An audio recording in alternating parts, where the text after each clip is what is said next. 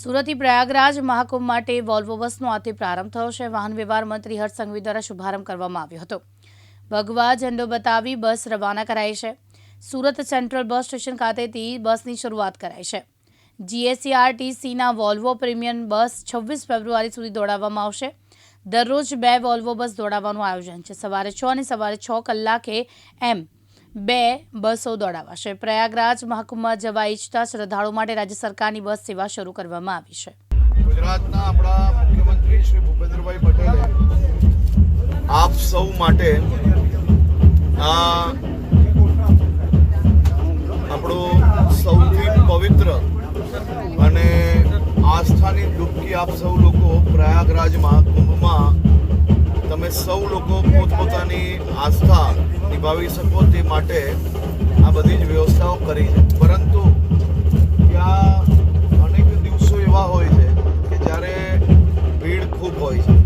એટલે મારી આપ સૌને વિનંતી છે કે જે કંઈ પ્રશાસન દ્વારા ત્યાં જે માહિતી આપવામાં આવે એ માહિતીનું સંપૂર્ણ રીતે પાલન આપણે લોકોએ કરવું જોઈએ, જેથી કોઈ બી પ્રકારની બીજી તકલીફ પડે નહીં।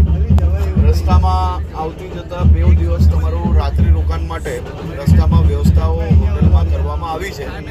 ત્યાં બી ગુજરાત ટુરિઝમનું જે ડોમ બનાવવામાં આવ્યું છે એ ડોમ હાલમાં જે પહેલી બસો જતી હતી એના માટેની વ્યવસ્થા છે ને કાલે જ આપણે એ ડોમમાં બીજી જગ્યા મળી છે જેનો ડોમ બની રહ્યો છે, પરંતુ એ લાભ તમને લોકોને પહેલા દિવસે હજી મળી શકે એવી નથી વ્યવસ્થા। પરંતુ કોઈ બી તકલીફ હોય તો તમે લોકો ત્યાં જઈ શકો છો, પરંતુ ભીડભાડમાં કોઈ બી પ્રકારે ત્યાં જતું જ રહેવું, આગળ જતું રહેવું, કદાચ કલાક 2 કલાક આમ તેમ થશે તો બસ તમારી રાહ જોશે। પરંતુ તમે ભાગાદોડીમાં તમે કોઈ બી પ્રકારે જતા નહીં એવી મારી આપ સૌને વિનંતી છે। બની શકે છે કે થોડું ચાલવું પડશે, કારણ કે આપણે સૌ સમજીએ છીએ કે 10-15 કિલોમીટરનો જે રશ છે ત્યાં સુધી બસ જવાની પરમિશન નથી। આપણે યુપી એસઆરટીસી એટલે કે ત્યાંનું યુપી જે સરકારી બસ છે એની માંગણી કરી છે તમારા સૌની વ્યવસ્થાઓ માટે, જેટલી મળશે એ રીતે વ્યવસ્થા આપશે। પરંતુ તમારા સ્ટોપ પછી થોડી ઘણી ચાલવાની માનસિકતા જોડે જ આપણે લોકો સૌ લોકો તૈયારી રાખજો।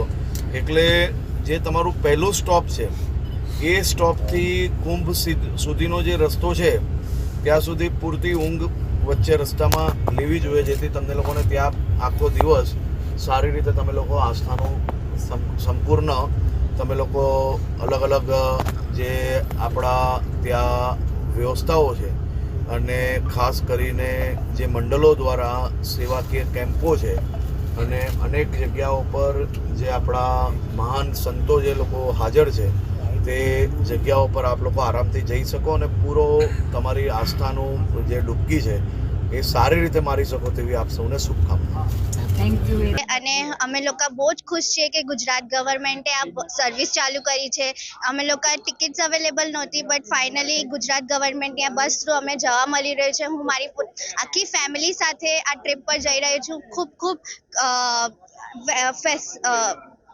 ખુશ છું કે મને જવા મળી રહ્યું છે અને એઝ અ યંગ જનરેશન આ ઇમ્પોર્ટન્ટ હતું કે જવું હતું। 144 યર્સ પછી આ યોજાયું છે, તો આ ગવર્મેન્ટ થ્રુ અમને જવા મળી રહ્યું છે એટલે બહુ જ સારું લાગે છે અને ખુશ છીએ કે કુંભ જઈ રહ્યા છીએ। શા માટે તમે ઈચ્છા છે કે મારે જવું જ જોઈએ, આવું સ્નાન કરવું જોઈએ?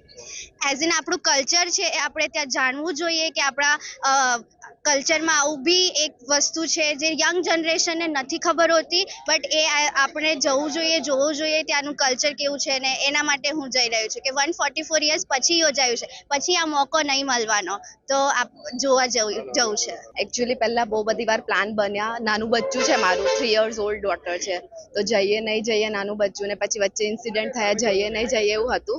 બટ પછી લાસ્ટમાં એવું હતું કે ગવર્મેન્ટ ગુજરાત ઓફ ઇન્ડિયાએ કાઢ્યું છે કે આપણે એસી વોલ્વો બસ મૂકી છે અને આટલું સારું ફેસિલિટી આપે છે, તો સુરતથી અમદાવાદથી પહેલાં હતું તો એ થોડું ડિફિકલ્ટ પડતું હતું। સુરતથી સ્ટાર્ટ થયું તો ફર્સ્ટ ડેથી સ્ટાર્ટ થયું ને અમે ફર્સ્ટ ટાઈમ બુકિંગ તરત પહેલું કરાવી દીધું। તમે યંગ છો, યંગ જનરેશન શું કહેવા, મને કેટલું મહત્વ માંગો છો?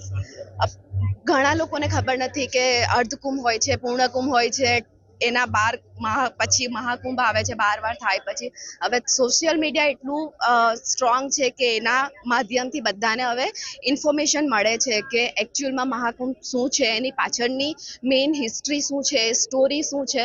તો હવે યંગ જનરેશન એના પાછળ વળ્યું છે અને અત્યારે બધું મતલબ યંગ જનરેશન છે એ ધાર્મિક ને થાય છે. કેટલું ગૌરવ મહેસૂસ કરું છું હું ત્યાં જઈશ. મને મારા કરતાં વધારે હું મારા એજેડ સાસુને લઈને જાઉં છું અને મારું 3 years old બચ્ચુને લઈને જાઉં છું, એનું મને વધારે ખુશી છે. મુકેશ ગુરવ, દિવ્યાંગ ન્યૂઝ, સુરત.